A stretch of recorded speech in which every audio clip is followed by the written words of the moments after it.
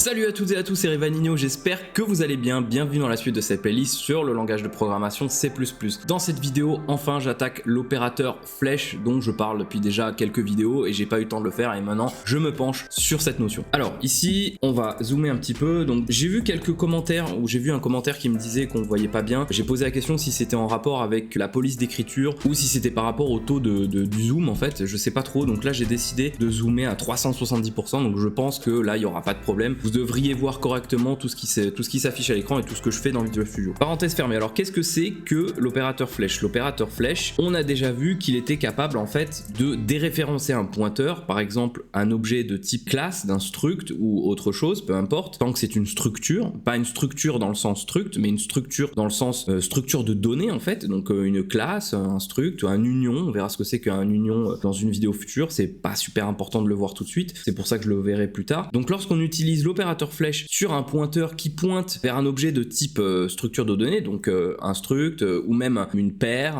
une liste, peu importe, un container en fait tout simplement, eh bien on a accès aux données membres qui sont publiques, en fonction aux variables qui sont publiques, qui appartiennent à l'objet vers lequel le pointeur pointe. Donc là je vais vous donner un exemple tout de suite. Si je déclare un pointeur qui va stocker l'adresse d'un objet de type personnage, donc rappelez-vous, un pointeur d'un certain type ça n'existe pas, je le répète encore parce qu'on ne le répète jamais assez, un pointeur, si votre système d'exploitation est en 64 bits, votre pointeur il fait 8 octets point barre, c'est tout. Un pointeur c'est un pointeur il se fiche de savoir quelle est la taille de l'objet vers lequel il pointe, lui tout ce qu'il fait c'est qu'il contient, il stocke l'adresse d'un objet, d'une variable. Donc je vais l'appeler PTR, notre pointeur, et je vais lui assigner l'adresse de perso1, comme ceci. Donc là, si je souhaite, à travers le pointeur PTR, accéder aux membres publics de notre objet perso1, et bien tout simplement, je peux faire PTR opérateur flèche, et là, vous voyez que j'ai la liste qui se déroule avec la fonction display, la fonction increment level, les membres, les variables membres m niveau, enfin m underscore niveau, m underscore point de vie, etc., etc. Tiens, là, j'ai PTR. Pourquoi j'ai un PTR ici? Ok, d'accord.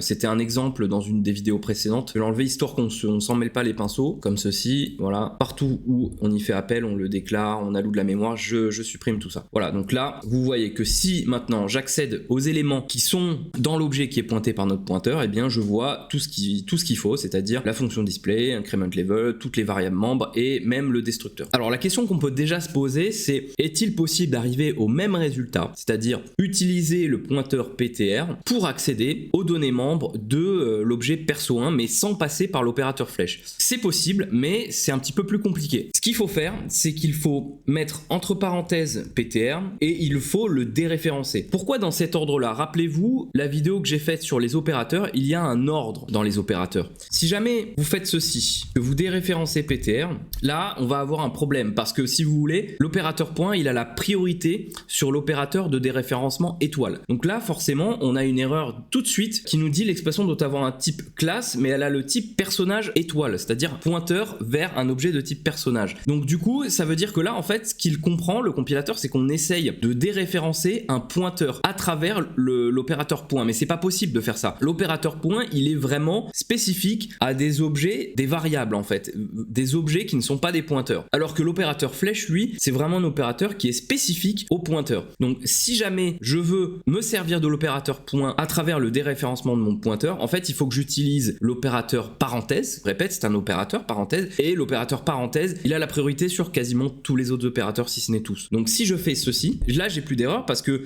il comprend que la première chose qu'il faut qu'il fasse c'est ce qui se trouve dans les parenthèses, c'est-à-dire le déréférencement de notre pointeur, et là en fait c'est comme si on manipulait un objet, c'est comme si on manipulait perso1. Donc maintenant si je fais point, et bien là on se retrouve dans la même situation, c'est-à-dire qu'on voit tous les éléments, toutes les variables membres et toutes les fonctions qui sont publiques de la classe personnage pour notre perso1. Je rappelle attention que il faut évidemment manipuler l'instance d'un objet qui existe, hein. On n'est pas dans le cas d'une classe statique ou d'un espace de nom, là on accède vraiment aux membres et aux fonctions qui sont propres à un objet qu'on a déjà instancié. Voilà, je préfère le préciser si jamais c'est pas clair. Donc là bah, évidemment on pourrait, je ne sais pas, par exemple accéder au point de vie. Donc si par exemple on s'amusait à les afficher, on pourrait faire comme ceci, voilà, un petit flush et un changement de ligne, enfin un retour à la ligne. Les points de vie là ils sont pas initialisés, donc ce que je peux faire en fait c'est perso1 point de vie égale par exemple 50, et là si je lance mon programme, effectivement on voit ici qu'on a 50. Donc là c'est pas très clair parce qu'on a le constructeur et le destructeur qui sont appelés. Ce qu'on peut faire pour plus de clarté, plus de compréhension, c'est point de vie de perso 1 égale, voilà, comme ceci. Là, si je lance le programme, on va avoir exactement la même ligne, sauf qu'on va avoir point de vie de perso 1 rajouté, voilà. Point de vie de perso 1 égale 50. Donc là, en fait, on voit que c'est possible de s'affranchir de l'opérateur flèche. On peut très bien déréférencer notre pointeur entre parenthèses et ensuite utiliser l'opérateur point. Néanmoins, je pense que vous serez d'accord pour dire que cette écriture-là, elle peut non seulement induire en erreur, mais c'est également une écriture qui est pas très simple. Et là, effectivement, dans notre cas de figure, c'est pas très compliqué parce qu'on fait que déréférencer un pointeur vers un objet. Mais si on avait des suites de pointeurs, des pointeurs qui pointent vers d'autres pointeurs qui eux-mêmes contiennent des objets qui eux-mêmes contiennent des pointeurs, enfin, ça peut très vite être très compliqué. Donc, c'est quand même plus simple et je pense que vous serez d'accord pour admettre que cette écriture-là, donc là, on se débarrasse des parenthèses, hop, PTR opérateur flèche, et là, en fait, on a exactement le même résultat. On a, si on lance le programme, on a exactement le même comportement. On voit point de vie de perso 1 égale 50 ici. Voilà. Donc en fait, c'est plus ou moins tout ce qu'il y a à savoir sur l'opérateur flèche. Néanmoins, j'avais envie de vous donner un petit exemple d'une situation qui va être un petit peu plus délicate et dans laquelle on aimerait, si vous voulez, déréférencer un objet pour pouvoir accéder à ses membres et où on ne va pas pouvoir le faire en fait. Donc on va être obligé de faire ce qu'on appelle une surcharge d'opérateur. Donc j'ai pas vu la surcharge d'opérateur. Je verrai ce que c'est dans une vidéo très bientôt. Là, contentez-vous simplement de regarder ce que je fais. C'est vraiment pas très compliqué. Je vais vous donner un petit sneak peek, une petite explication de ce que je fais pour mettre vraiment en valeur l'utilité de l'opérateur flèche. C'est que je vais créer une sorte de classe abstraite. Donc la notion de classe abstraite, on n'a pas encore vu non plus ce que c'était. Ne vous inquiétez pas, je vais vraiment pas faire quelque chose de compliqué ici. Et les classes abstraites, les interfaces et la surcharge d'opérateurs, c'est vraiment des vidéos que je vais voir très bientôt. Donc accrochez-vous, restez sur cette série, restez sur cette playlist, ne vous inquiétez pas, tout ça on va le voir bientôt. On verra aussi bien évidemment les templates. On m'a posé la question dans les commentaires. Les templates, on les verra vraiment très bientôt, les fonctions template, les classes template. Ça c'est une notion un petit peu plus avancée, mais vous inquiétez pas, on la verra aussi. Voilà, donc ce qu'on va faire ici, c'est qu'on va créer une classe qu'on va appeler abstract perso, par exemple. On va déclarer un membre privé qui va être un pointeur vers un objet de type personnage. Donc on va faire private de point personnage pointeur qu'on va appeler m_perso.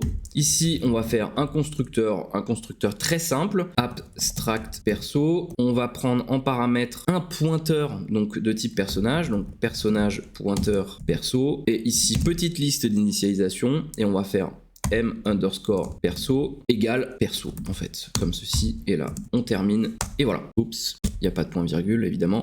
Ensuite, ce qu'on va faire, c'est ici, on va faire ce que j'ai dit tout à l'heure, c'est-à-dire surcharger l'opérateur flèche dans cette classe, dans la classe abstract perso. C'est-à-dire que dès lors qu'on se servira d'un objet de type abstract perso et qu'on utilisera l'opérateur flèche sur lui, eh bien tout ce qui se passera, c'est ce qu'on va lui dire de faire ici, dans la surcharge de l'opérateur. Donc pour surcharger l'opérateur flèche, c'est assez simple. Donc ce qu'on veut, c'est retourner un pointeur vers un objet de type personnage. On appelle ça l'opérateur, donc opérateur flèche, des parenthèses, et là en fait on fait simplement return m_perso.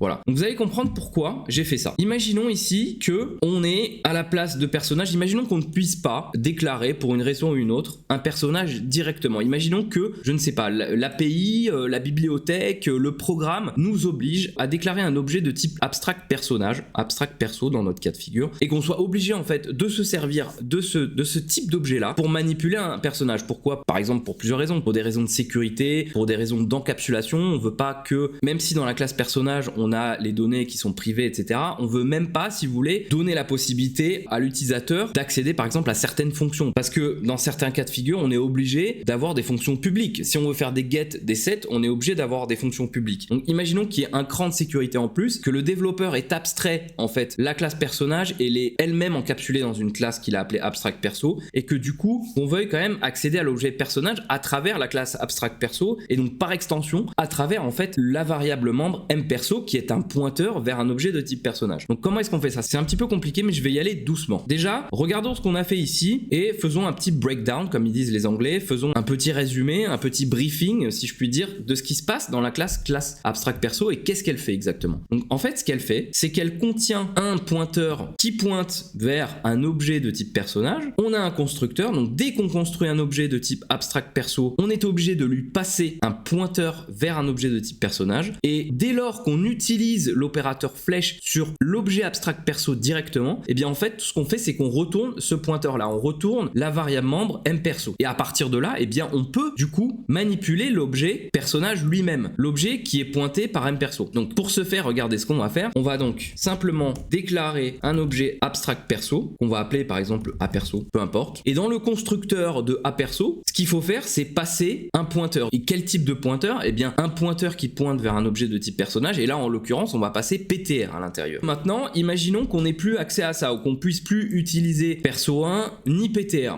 Comment est-ce qu'on pourrait faire pour accéder aux données membres de notre personnage à travers la classe abstract perso? Eh bien on va commenter d'abord la surcharge de l'opérateur flèche et on va essayer de faire ce qu'on ferait d'habitude. Aperso point. Ah, il n'y a rien. Aperso point, ok, très bien, mais on a dit qu'il contenait une variable membre de type pointeur vers un objet de personnage, donc essayons l'opérateur flèche. Ça marche pas non plus, et c'est normal que ça ne marche pas. Abstract perso, c'est pas un pointeur. Abstract perso, c'est un objet, c'est donc une variable locale. Donc on ne peut pas utiliser l'opérateur flèche sur une variable, sur un objet qui n'est pas un pointeur, c'est impossible. En revanche, on se dirait, on peut utiliser l'opérateur point. Eh bien non, parce que l'opérateur point permet d'accéder aux membres et aux fonctions publiques, aux méthodes et aux membres publics qui sont dans la classe en question, donc dans la classe abstract perso, sauf que là, on n'a rien en public. On a le constructeur, mais on peut pas rappeler un constructeur sur une instance qui existe déjà, et on peut pas non plus accéder à notre pointeur mPerso parce qu'il est privé. Donc comment est-ce qu'on fait? Eh bien, je vais décommenter ceci. On a surchargé l'opérateur flèche qui nous permet de renvoyer le pointeur vers l'objet de type personnage, et donc maintenant, ce qu'on peut faire, c'est regardez ce qui se passe. On a accès directement à toutes les informations, à tous les membres, toutes les données publiques, c'est-à-dire les fonctions et les variables de notre personnage lui-même, de notre perso 1 en fait, parce que là, on est en train d'accéder aux membres, aux données de perso 1. Donc là, regardez, si je fais, je vais le mettre ici en fait, je vais mettre ceci ici, dans le cout, comme ça, on va avoir une seule ligne qui va s'afficher, ça sera plus clair. Donc, hop, point de vie, si je lance le programme, et voilà, c'est bien la fonction display qui est appelée, la fonction qu'on appelait tout à l'heure en déréférençant notre pointeur PTR ou tout simplement en utilisant l'opérateur point sur notre objet perso 1. C'est exactement ce qui se passe ici. On est en train vraiment d'aller chercher les informations de notre personnage perso 1. Voilà, donc c'est un exemple de l'utilisation de l'opérateur flèche dans une situation qui est un petit peu plus délicate que la normale, si je puis dire. Voilà, donc on va s'arrêter là. J'avais un petit peu aussi envie de parler du mot-clé this. Je vais pas en parler, j'en parlerai dans une vidéo future. Il faut savoir que c'est un petit peu lié à l'opérateur flèche parce que là on est dans le cas de figure de classe et donc du coup this et l'opérateur flèche, c'est deux notions qui vont souvent ensemble. Mais là simplement je voulais faire une petite introduction sur l'opérateur flèche parce qu'il faut savoir que l'opérateur flèche c'est uniquement un opérateur de déréférencement d'un pointeur qui pointe vers un objet de type container, donc une classe, une struct, une union. Il existe d'autres containers qu'on peut aussi déréférencer lorsqu'on déclare un pointeur vers ce type d'objet. On verra tout ça dans des vidéos futures, ne vous inquiétez pas, cette playlist est loin d'être terminée. Si vous avez des questions, n'hésitez pas à les poser dans les commentaires. Si vous avez aimé cette vidéo, n'hésitez pas à mettre un petit pouce bleu et abonnez-vous si ce n'est pas encore fait. Moi je vous dis à bientôt dans la prochaine vidéo de cette playlist sur le langage de programmation C++. Ciao ciao!